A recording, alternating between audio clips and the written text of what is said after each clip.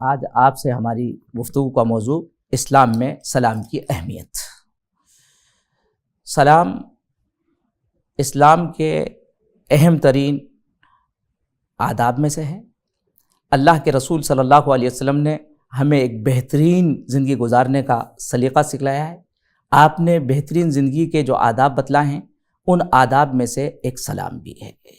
سلام ہر مسلمان کو سب سے پہلے یہ معلوم ہونا چاہیے، سلام ایک ایسی سنت ہے جو صرف محمد رسول اللہ صلی اللہ علیہ وسلم کی سنت نہیں بلکہ تمام انبیاء علیہم السلام کی سنت رہی، اور یہ ایک ایسا کلام ہے جو صرف دنیا کے ساتھ خاص نہیں ہے بلکہ یہ آخرت میں اور جنت میں بھی ہوگا۔ وقیل سلاما سلاما، فرشتے بھی سب کو سلام کرتے ہیں، سلام کریں گے۔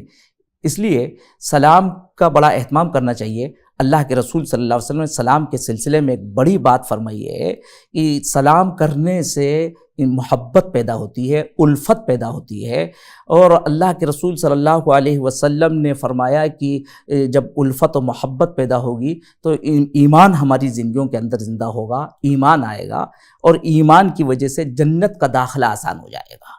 اس لیے سلام کا بہت زیادہ اہتمام کرنا چاہیے۔ آج سلام کی سنت کو ہم نے ترک کر دیا ہے، اس کی وجہ سے ہمارے گھروں میں نہ اتفاقی ہے، محبت نہیں ہے، الفت نہیں ہے، ہر جگہ اختلافات ہیں۔ میاں بیوی کی زندگی میں اختلاف ہے، باپ بیٹے کی زندگی میں اختلاف ہے، خاندان میں اختلاف ہے، بلکہ پورے اسلامی معاشرے میں ایک دوسرے کے ساتھ ناچاکی اور اختلافات ہیں۔